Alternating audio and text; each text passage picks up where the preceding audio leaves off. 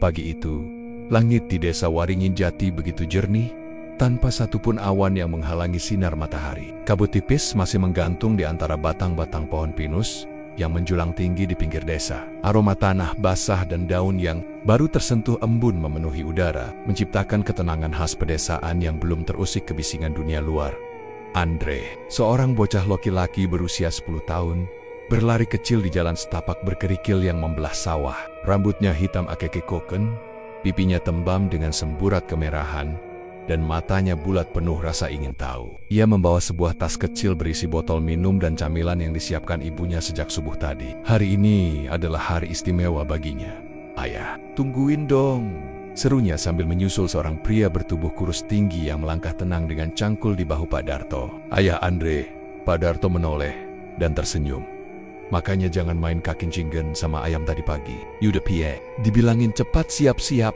Andre meringis. Ayamnya lucu, ya. Mereka berdua berjalan menyusuri hutan pinus menuju ladang keluarga yang letaknya cukup jauh dari rumah. Perjalanan memakan waktu sekitar 1 jam, tapi Andre tidak mengeluh. Ia justru tampak sangat bersemangat. Ini adalah kali pertama sejak lama ayahnya mengizinkan dia ikut ke ladang. Biasanya, ibunya selalu melarang karena dianggap terlalu jauh dan melelahkan untuk anak kecil. Tapi pagi itu, mungkin karena cuaca cerah dan Andre terus merengek semalaman, akhirnya Pak Darto mengalah.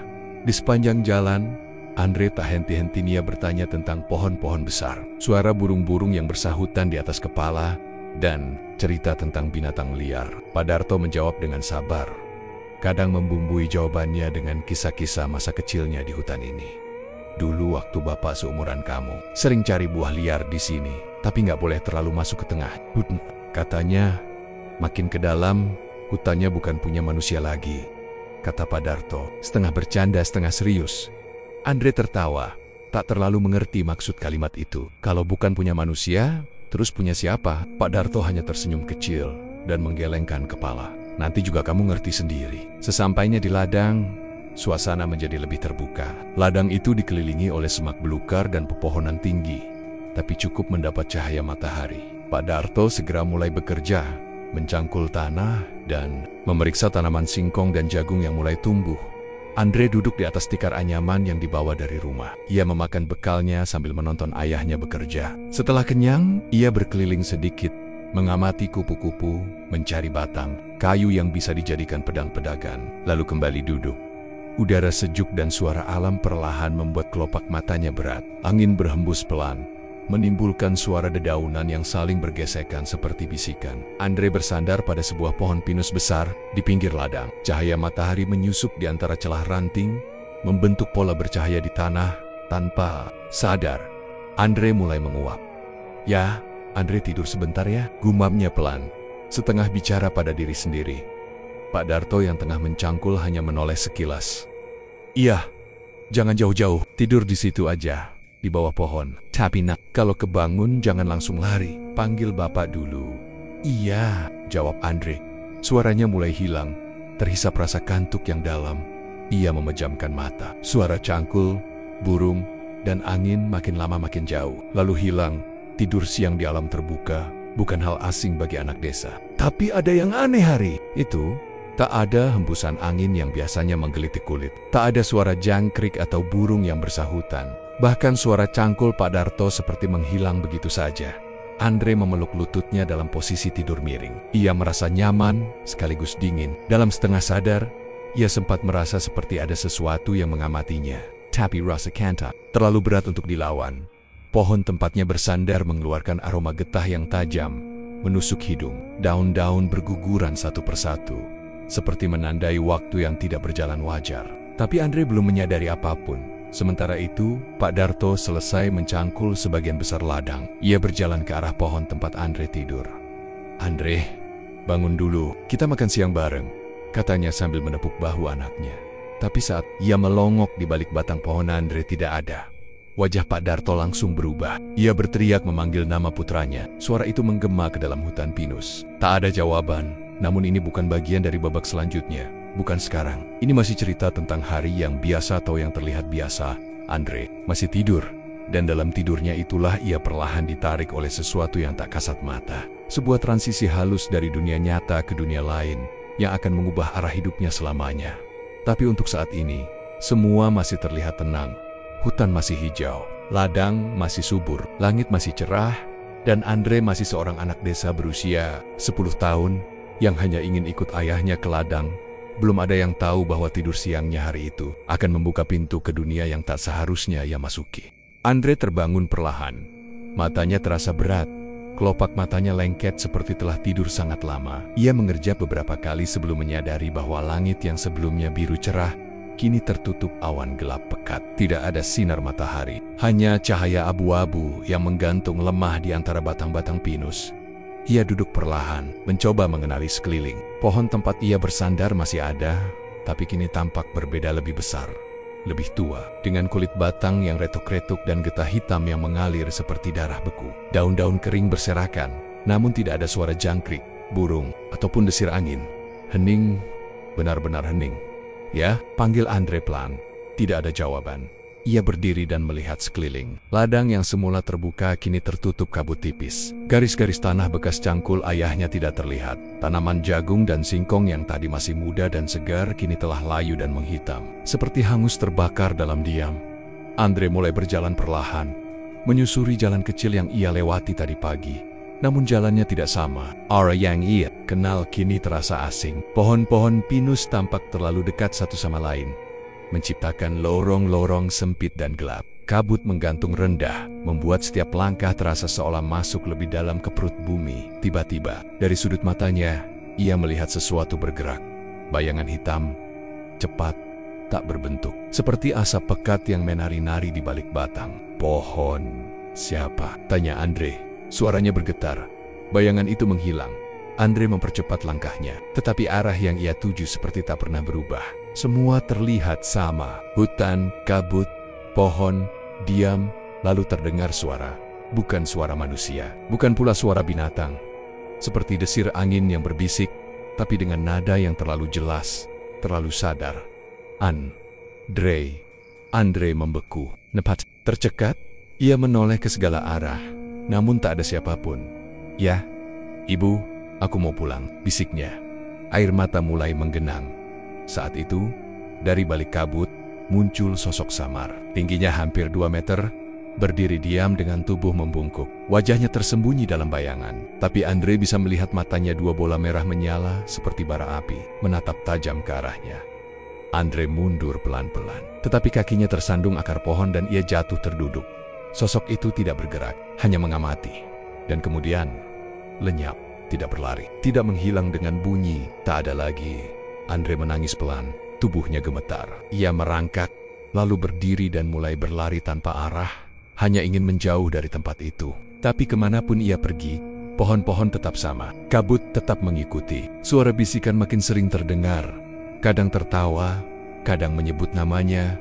Waktu berjalan tanpa arah, langit tetap gelap, seperti senja yang tak pernah selesai. Andre tak tahu sudah berapa lama ia berjalan. Perutnya lapar, tenggorokannya kering, tapi tubuhnya tidak melemah.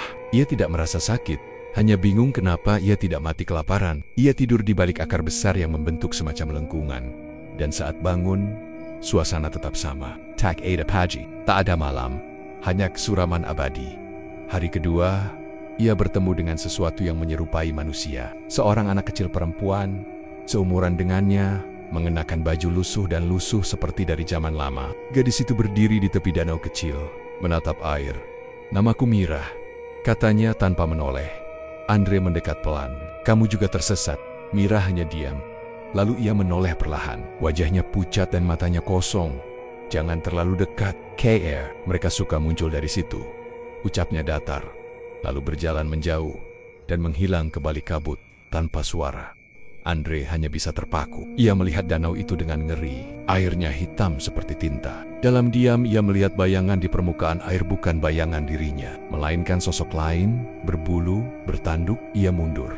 Hari ketiga, Andre mulai bicara sendiri. Ia menyanyikan lagu-lagu kecil yang biasa dia nyanyikan di rumah. Lagu anak-anak, hanya untuk mengusir rasa takut. Kadang ia pura-pura bercakap dengan ibunya, membayangkan masakan favoritnya, atau memeluk guling di kamarnya. Namun semakin ia bicara, semakin sering ia mendengar suara lain membalas, "Men sama kami." "Andre, kenapa kamu tidak ikut ke dalam?" kami suka kamu." Bayangan-bayangan mulai lebih jelas. Mereka mengikuti Andre, tidak menyentuh, tidak menyerang, hanya mengitari, menonton, menunggu. Kadang seperti anak kecil, kadang menjelma jadi orang dewasa. Semuanya tak jelas rupa, seolah tubuh mereka terbuat dari kabut itu sendiri. Andre hampir kehilangan akal sehat.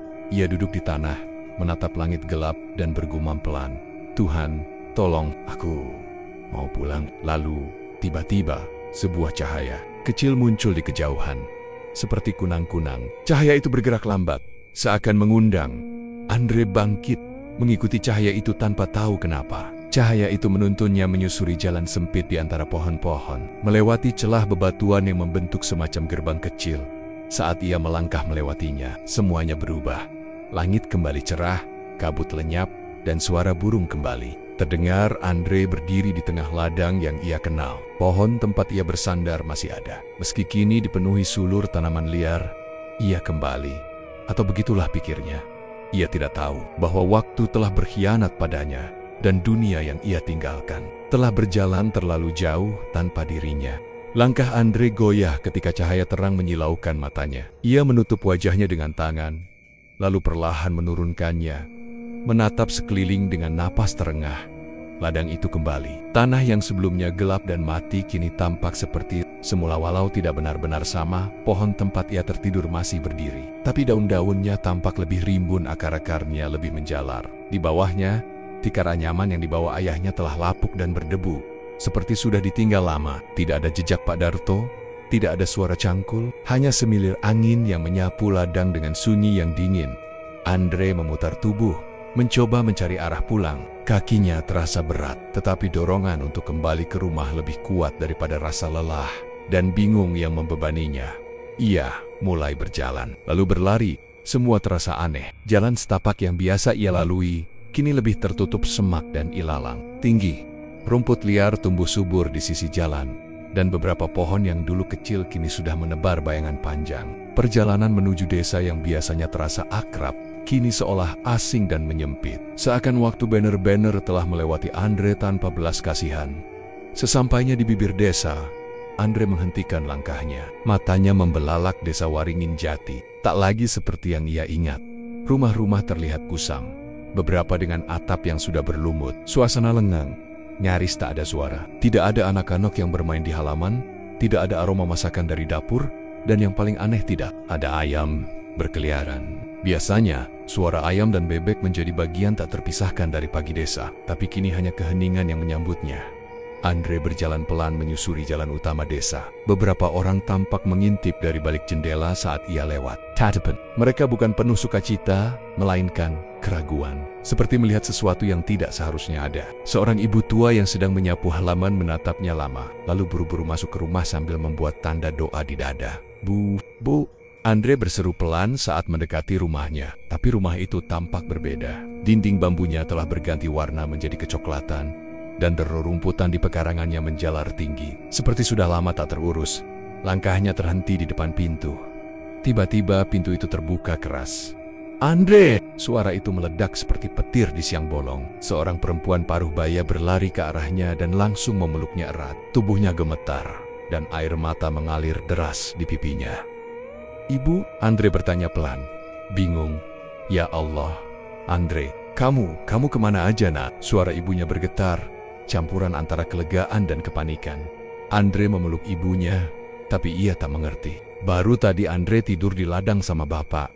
Baru 3 hari, ibunya mendongak, wajahnya pucat. 3 hari? "Nak, kamu menghilang selama 3 bulan. Andre membeku. 3 bulan? Ibu sama bapak udah nyari kamu kemana-mana. Ke ladang, ke hutan, manggil-manggil.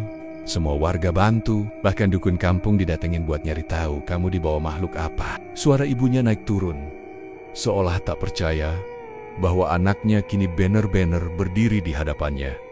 Andre menatap tanah, kepalanya pusing. Ia tidak bisa menjelaskan. Semua yang ia alami seperti mimpi kabur, tapi luka di lututnya masih terasa. Dan rasa dingin dari kabut hitam itu belum benar-benar hilang dari tulangnya. "Terus, bapak di mana?" tanyanya pelan.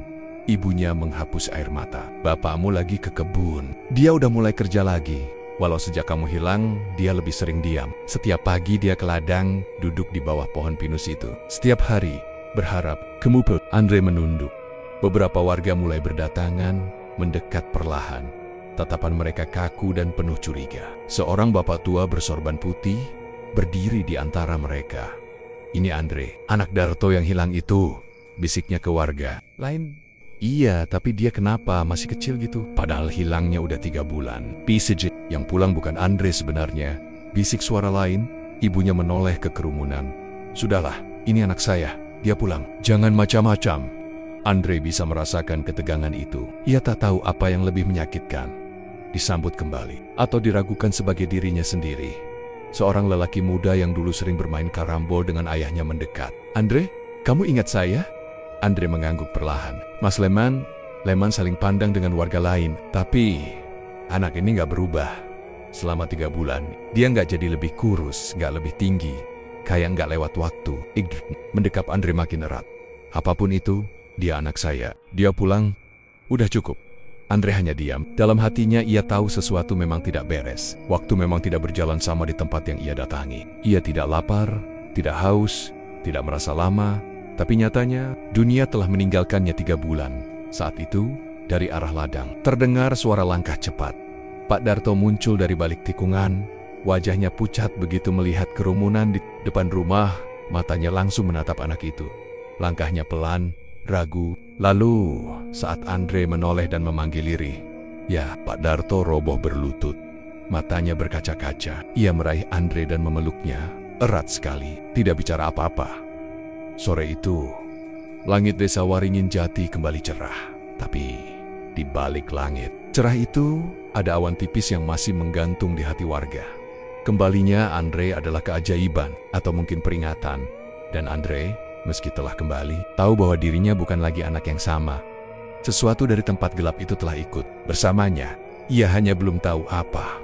Hari-hari pertama setelah Andre kembali diisi dengan kebingungan dan diam, ia lebih banyak berada di dalam rumah, duduk di serambi, menatap jalan tanah yang dulu selalu ramai oleh anak-anak berlarian. Tapi kini, suara tawa itu lenyap. Desa Jati seperti menua dalam sekejap. Meskipun ia telah kembali, Andre merasa asing di kampung halamannya sendiri. Hari itu, setelah didesak oleh ibunya untuk bermain dan menyapa teman-teman, Andre memberanikan diri berjalan ke lapangan kecil di dekat musala desa tempat biasa anak-anak bermain bola, bermain gundu, atau hanya dudak-dudak sambil mengunyah tebu. Tapi lapangan itu kosong, rumputnya tinggi dan tidak terurus.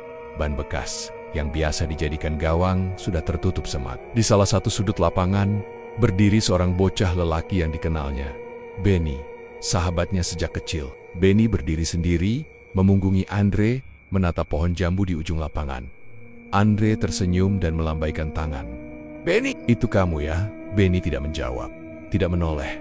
Andre mendekat. Kamu nggak main? Aku udah balik loh. Maaf ya, waktu itu aku hilang.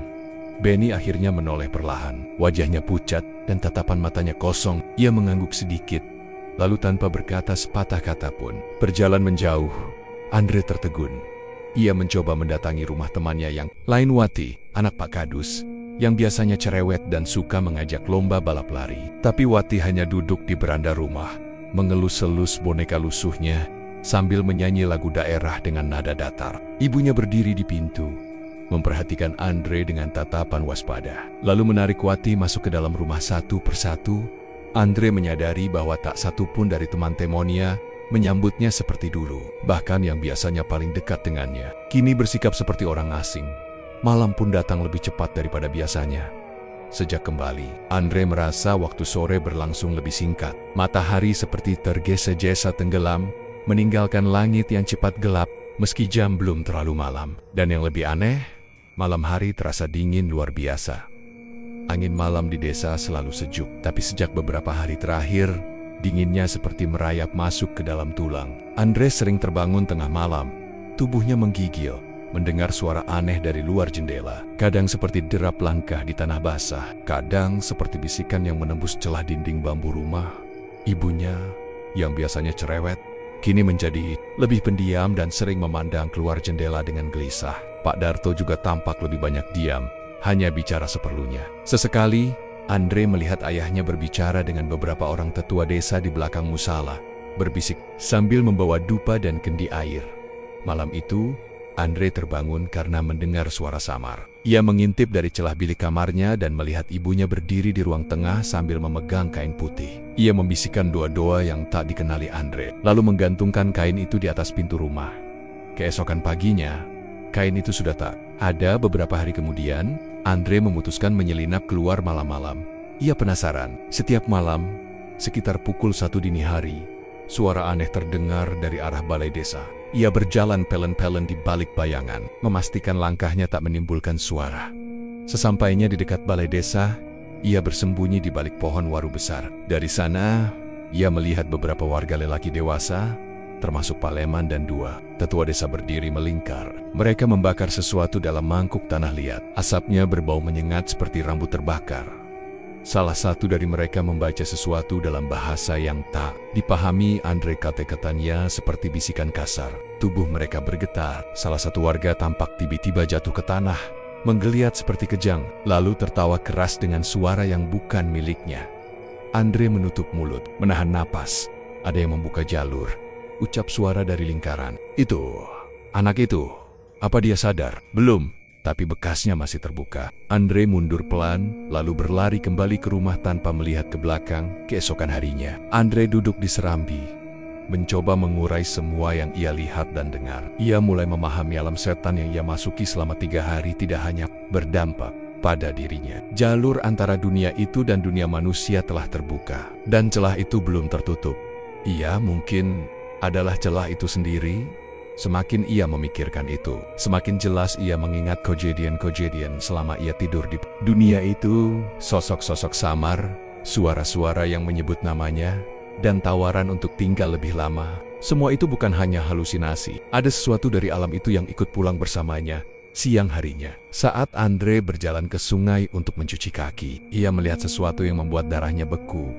Di atas batu besar di pinggir sungai, duduk seorang anak kecil yang ia temui di hutan itu. Mirah, gadis kecil yang memperingatkannya untuk tidak mendekati air.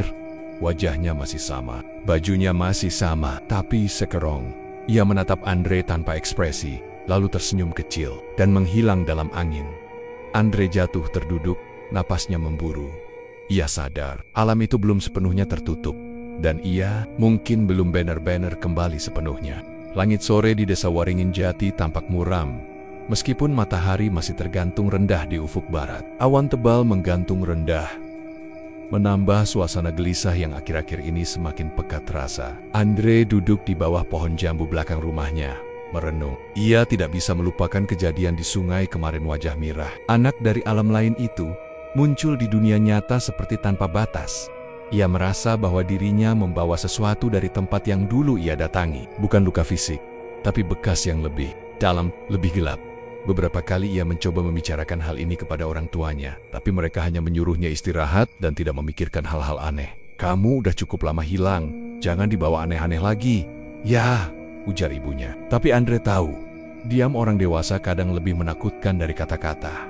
Hari itu, saat ia duduk sendirian, Pak Leman lewat dan memberi saran dengan nada rendah. Kalau kamu masih gelisah, temui Mbah Karim, dia tinggal di ujung dusun. Jurang Baikara, tapi dia tahu banyak. Andre mengangguk pelan. Nama itu tak asing. Mbah Karim adalah seorang kakek tua yang tinggal di gubuk kayu dekat batas desa dan hutan pinus. Jarang ada yang berani mendekat. Banyak anak-anak yang bilang rumahnya angker, penuh bau menyan dan suara aneh di malam hari. Tapi Andre, dalam kebingungannya, merasa harus ke sana. Harus tahu. Menjelang senja, Andre berjalan menyusuri jalan setapak di tepi desa.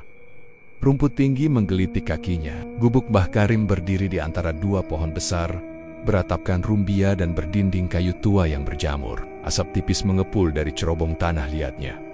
Andre mengangkat tangan untuk mengetuk, tapi suara parau dari dalam terdengar lebih dulu. Masuk saja, Andre. Ia membeku. Belum mengetuk, belum bicara, tapi namanya sudah disebut dengan ragu. Andre membuka pintu. Di dalam, ruangan gelap remang, bau dupa dan kayu bakar menyatu dalam udara. Mbah Karim duduk bersila di sudut ruangan, mengenakan baju lurik dan sarung batik. Rambutnya putih panjang, matanya tajam namun tak menyeramkan. Duduklah, ucapnya sambil menunjuk tikar di depannya. Andre duduk perlahan. Kamu datang membawa bekas. Itu sudah cukup jelas, bahkan sebelum kamu membuka pintu rumah ini, kata Mbah Karim, menatap mata Andre dalam-dalam. Andre menelan ludah. Saya ingin tahu, Mbah, apa yang sebenarnya terjadi waktu saya hilang. Tempat itu, kenapa rasanya seperti mimpi tapi nyata? Dan kenapa desa jadi aneh setelah saya pulang? Karim menghela napas panjang, lalu mengangkat sebuah kendi kecil dan menuangkan air ke dalam gelas tanah liat. Ia menyodorkannya pada Andre. Minum dulu, air ini dari sumber tua, biar hati kamu tenang. Setelah Andre meneguk, kakek itu mulai bicara. Alam manusia dan alam jin itu seperti dua sungai, mengalir berdampingan, tapi tidak pernah menyatu. Namun, ada titik-titik di dunia ini, tempat di mana jaraknya menjadi sangat tipis. Jika seseorang berada di sana pada waktu yang tepat atau waktu yang salah, ia bisa tergelincir masuk. Itu yang terjadi padamu. Andre diam, menyimak dengan jantung berdegup. Kamu masuk ke celah itu, dan waktu di sana tidak berjalan seperti di sini. 3 hari di sana bisa berarti 3 bulan, atau 3 tahun di sini, atau sebaliknya, ujar Mbah Karim. Matanya tak lepas dari wajah Andre, dan siapapun yang kembali dari sana tidak pernah benar-benar kembali sendirian. Andre mengerutkan dahi. Apa maksudnya, Mbah? Celah itu tak hanya membawa tubuhmu, ia membuka jalan, dan kamu menjadi penanda. Retakan itu kini terbuka, dan dunia jin mulai merembes masuk perlahan. Mereka tidak menyerang dengan pedang atau gigi. Mereka datang dengan bisikan, dengan bayangan, dengan pengaruh halus yang merubah hati dan pikiran manusia. Teman-temanmu berubah, bukan? Mereka bukan kerasukan, tapi mulai disentuh oleh bayangan dari sana. Desa ini sedang dalam bahaya, dan semuanya dimulai saat kamu pulang. Andre merasa tubuhnya bergetar. Apa bisa ditutup lagi? Celah itu? Tanyanya pelan. Mbah Karim mengangguk pelan. Bisa, tapi butuh pemahaman, butuh keberanian, dan yang terpenting, butuh kamu untuk mengetahui kenapa celah itu terbuka dari tempat itu. Hutan pinus. Ada rahasia yang selama ini dikubur oleh orang-orang di desa ini, tentang asal-usul desa ini, tentang leluhur yang dulu pernah membuka gerbang yang sama. Andre meneguk air keras-keras. Tenggorokannya kering. Carilah kebenaran tentang hutan Waringin. Di balik ketenangannya, ada sejarah gelap. Leluhur kita dulu pernah membuat perjanjian dengan makhluk yang tak bisa disebut sembarangan. Perjanjian itu dikubur, tapi tidak pernah benar-benar selesai. Kenapa saya? Tanya Andre nyaris putus asa. Karena kamu selamat dari sana, karena kamu ditandai, dan karena kamu anak yang cukup jernih untuk melihat dunia ini bukan hanya dengan mata, tapi dengan jiwa. Hening menyelimuti gubuk itu. Di luar, angin malam mulai berhembus. Suara burung malam terdengar sayup dari kejauhan. Andre menatap lantai. Pikirannya berkecamuk, Bah. Katanya lirih. Kalau saya buka kembali semuanya, saya nggak akan ketarik lagi ke sana, kan? Mbah Karim menatapnya lama. Kalau kamu tahu cara menghadapi mereka, tidak. Tapi kalau tidak hati-hati, dunia itu bisa menelanmu kembali. Dan kalau kamu jatuh kali ini, mungkin tidak akan ada jalan pulang. Andre mengangguk pelan. Tak ada pilihan lain. Jika desa ini akan diselamatkan, maka ia harus mulai dari sekarang, dari dalam hutan pinus, dari masa lalu yang terkubur, dan dari dirinya sendiri. Malam demi malam, bayangan dari dunia lain semakin nyata di desa Waringin Jati. Beberapa warga mulai bertingkah aneh. Mereka bicara sendiri, tertawa di waktu-waktu sunyi, atau mendadak pingsan di jalan tanpa sebab. Ada pula yang tubuhnya kaku, matanya melotot tanpa fokus, bibirnya komat kemit, menyebut kata-kata dalam bahasa yang tak dikenal. Ibunya Andre pernah memergoki tetangga sebelah sedang menaburkan garam ke sekeliling rumah sambil menyanyikan lagu kuno yang seharusnya hanya dinyanyikan saat mengantar arwah di malam hari. Langit desa tampak lebih kelam, dan angin berhembus membawa bau kayu terbakar serta dupa. Tak ada lagi anak-anak yang bermain. Bahkan suara ayam pun lenyap. Desa perlahan-lahan berubah menjadi bayangan dirinya sendiri. Mbah Karim, yang selama ini dianggap sebagai pertapa tua, kini menjadi pusat harapan. Ia mengumpulkan Andre dan beberapa anak lain yang menurutnya masih jernih, belum tersentuh pengaruh gelap. Di antaranya ada Rani, gadis kecil pendiam yang sering membaca Al-Quran di musala. Bayu, bocah tomboy yang kuat mentalnya. Dan Tegar, anak pemalu yang ternyata memiliki kepekaan terhadap suara makhluk halus. Waktu kita sedikit, kata Mbah Karim saat mereka berkumpul di gubuknya. Di bawah cahaya lampu minyak, celah itu sudah sangat terbuka. Kalau tidak ditutup sekarang, batas antara dunia kita dan dunia mereka akan runtuh. Setelah itu, tidak ada jalan kembali. Caranya? Tanya Andre tegas. Matanya penuh tekad. Dengan ujian, bukan ritual, tapi juga perjalanan batin. Kalian harus masuk ke dalam pusaran tempat celah itu terbuka di jantung hutan pinus dan menutupnya dari dalam. Jelas sang kakek. Tapi sebelum itu, jiwa kalian harus kuat. Jika tidak, kalian akan tertarik oleh godaan yang ada di sana. Mereka memulai persiapan. Selama 3 hari, mereka menjalani puasa dan wirid malam. Mbah Karim memberi mereka air dari sumber tua, bacaan pelindung dari naskah warisan leluhur, serta jimat kecil berisi doa-doa. Malam ketiga, mereka berempat, Andre, Rani, Bayu, dan Tegar bersama Mbah Karim berjalan memasuki hutan pinus. Suasana sangat sunyi. Tak ada suara serangga atau burung malam. Kabut tipis menyelimuti jalan tanah, dan pohon-pohon menjulang seperti penjaga tua yang tak bersahabat. Sesampainya di sebuah titik di mana pohon-pohon membentuk lingkaran alami, Mbah Karim menghentikan langkah. Disinilah retakan itu terbuka, ujarnya. Tempat kamu tertidur, Andre. Mereka membentuk lingkaran. Mbah Karim menabur garam dan abu di sekeliling mereka, lalu mulai membaca doa-doa dengan suara berat. Tiba-tiba, tanah bergetar pelan, udara menjadi dingin menggigit. Di tengah lingkaran, kabut mulai berputar seperti pusaran air. Sekarang, masuklah dengan jiwa, bukan tubuh. Mata kalian mungkin akan tertutup, tapi jangan lepas dari lingkaran. Tetap fokus pada niat kalian, perintah Mbah Karim. Seketika, Andre merasakan tubuhnya seperti ditarik ke dalam. Pandangannya gelap, lalu cahaya merah muncul dari segala arah. Ia terjatuh di tanah yang asing, bukan hutan, bukan desa, tapi dunia yang tidak seharusnya ada. Dunia itu terasa hidup, bernafas. Langitnya merah tua, tanahnya hitam dan berdenyut pelan. Di kejauhan, suara tawa anak-anak bercampur tangisan orang dewasa menggema. Di tengah padang kering itu, berdiri sosok-sosok kabur, seolah menunggu selamat datang kembali. Andre, bisik suara yang tak asing. Andre menoleh. Sosok yang muncul perlahan menyerupai Mirah, gadis kecil dari dunia itu. Kau bisa tinggal di sini. Kami bisa memberimu kekuatan. Tidak ada kematian, tidak ada ketakutan, hanya kekekalan, ujarnya sambil tersenyum manis namun matanya kosong.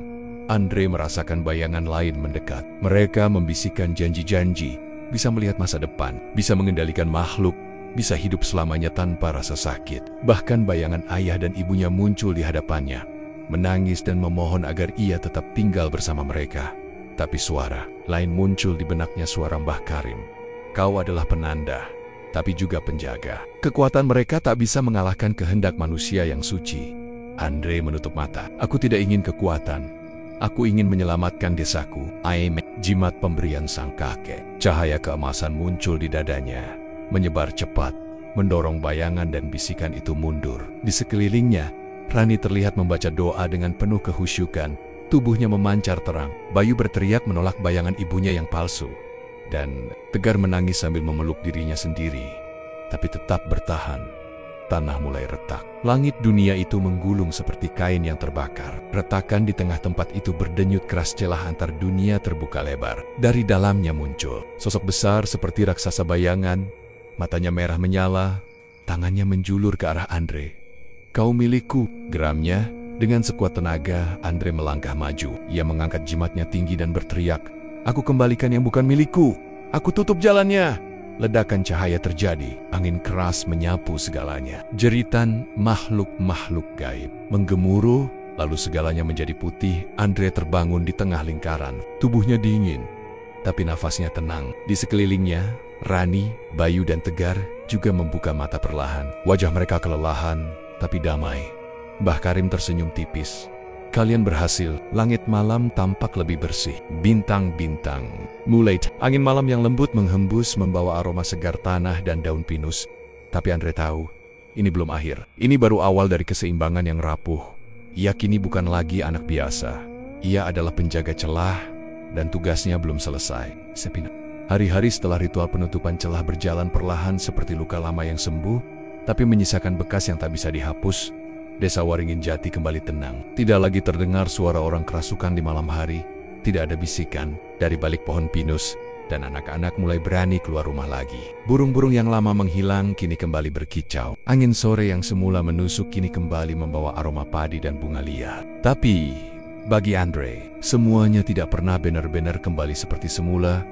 Ia bisa merasakan perbedaannya Langit yang tampak biru biasa bagi orang lain, kini baginya seperti menyimpan lapisan tak kasat mata. Malam yang sunyi terasa lebih dalam, seolah menyimpan dengung pelan dari dunia lain. Kadang, ia melihat kilatan bayangan di sudut pandang matanya, dan tiap kali itu terjadi, tubuhnya otomatis menegang.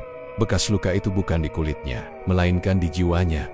Beberapa warga memang kembali seperti semula tertawa, bercanda, menggarap ladang dan menjahit kain seperti biasa. Tapi sebagian lainnya tidak pernah benar-benar pulih. Pak Darto, ayah Andre, masih sesekali pergi ke hutan pinus, hanya untuk duduk diam di bawah pohon. Pandangannya kosong, seperti terus mencari sesuatu yang tak bisa dijelaskan. Ibu Andre menjadi lebih religius, lebih pendiam. Wajahnya sering terlihat seperti menyimpan ketakutan yang tidak bisa diucapkan. Wati, teman masa kecil Andre, masih memeluk boneka lusuhnya dan menatap langit, seperti berbicara kepada sesuatu yang tak terlihat. Benny yang dulu paling aktif bermain, kini hanya duduk di tangga rumahnya, kadang-kadang menangis tanpa alasan. Mereka bukan lagi korban kerasukan, tapi jiwa mereka seolah tergores halus oleh sesuatu yang tidak bisa disembuhkan dengan obat atau doa biasa. Dan Andre, ia tahu mengapa itu terjadi. Setiap malam, sebelum tidur, Andre memandangi jimat kecil pemberian Mbah Karim yang kini tergantung di atas tempat tidurnya. Sejak malam ritual itu, ia tidak pernah lagi memimpikan alam setan, tapi ia tahu itu bukan berarti ancaman sudah benar-benar hilang. Mbah Karim pernah berkata, celah itu tak bisa dihancurkan, ia hanya bisa ditutup. Dan Andre kini tahu, itu adalah tugasnya. Ia bukan penjaga dunia, bukan pahlawan, bukan anak sakti dengan ilmu tinggi. Ia hanya seorang anak laki-laki yang pernah menyeberang ke tempat yang seharusnya tidak pernah dikunjungi manusia. Tapi, karena itu, ia bisa merasakan retakan-retakan kecil sebelum semuanya pecah kembali. Kadang dunia ini terlalu percaya pada waktu, kata Mbah Karim suatu sore saat Andre mengunjunginya. Padahal waktu bisa melipat, bisa memutar, pecah, seperti kaca tipis. Andre hanya mengangguk. Ia mengerti. Ia tidak pernah bercerita kepada orang luar tentang apa yang sebenarnya terjadi. Bukan karena takut, tapi karena tahu tak semua akan memahami. Dunia manusia dibangun dengan batas-batas logika, dan ia sudah menyaksikan apa yang ada di balik batas itu. Menceritakan kebenaran hanya akan membuatnya dianggap gila, atau lebih buruk mengundang perhatian yang tidak diinginkan dari mereka yang mengintai dari sisi lain. Sekolah kembali dibuka. Andre kembali duduk di kelas seperti biasa. Tapi ia bukan anak 10 tahun yang dulu. Ia lebih diam, lebih waspada. Kadang gurunya memanggil namanya 2 kali, karena Andre terlalu tenggelam dalam pikirannya. Bukan tentang pelajaran, tapi tentang gejala-gejala kecil yang ia lihat. Seekor burung yang terus menabrak jendela kelas setiap hari. Bayangan hitam yang hanya ia lihat melintas di papan tulis saat hujan turun. Atau bau dupa samar yang muncul entah dari mana. Rani, Bayu, dan Tegar juga mereka masih tersenyum dan bermain. Tapi kini punya bahasa mata yang hanya dimengerti oleh keempat mereka. Sebuah persekutuan sunyi. Mereka sesekali berkumpul di rumah Mbah Karim, membahas mimpi, tanda-tanda, dan cerita-cerita gaib dari naskah tua. Tidak untuk memanggil kekuatan itu kembali, tapi untuk bersiap. Kalau suatu hari celah itu membuka lagi, kita harus tahu lebih awal, ujar Bayu dengan serius. Andre mengangguk, karena kalau tidak, mungkin tidak akan ada jalan kembali. Malam Andre terbangun dari tidurnya. Udara terasa dingin, tapi bukan karena angin malam. Ia berjalan pelan ke jendela, membuka tirai bambu, dan memandangi hutan pinus dari kejauhan. Kabut tipis menyelimuti pucuk pohon, lalu samar seperti sebuah bisikan di antara desir angin. Ia mendengar suaranya lagi. Andre, ia menutup matanya. Bukan ketakutan, tapi tenang. Ia tahu suara itu. Ia tahu godaan itu akan selalu datang, tapi kini ia tidak sendirian. Ia punya teman-teman yang mengerti. Ia punya Mbah Karim yang membimbing, dan yang terpenting ia punya kekuatan di dalam dirinya sendiri untuk menolak panggilan itu. Pengalaman selama 3 hari di alam setan yang telah menggerus 3 bulan di dunia nyata telah mengubahnya selamanya. Ia bukan anak biasa, dan itu bukan kutukan. Itu adalah amanah. Pagi harinya, langit desa kembali cerah. Iom berkakok. Matahari muncul malu-malu di balik perbukitan. Andre tersenyum kecil saat melihat anak-anak mulai berani bermain di lapangan lagi. Desa Waringin Jati mungkin telah melewati badai.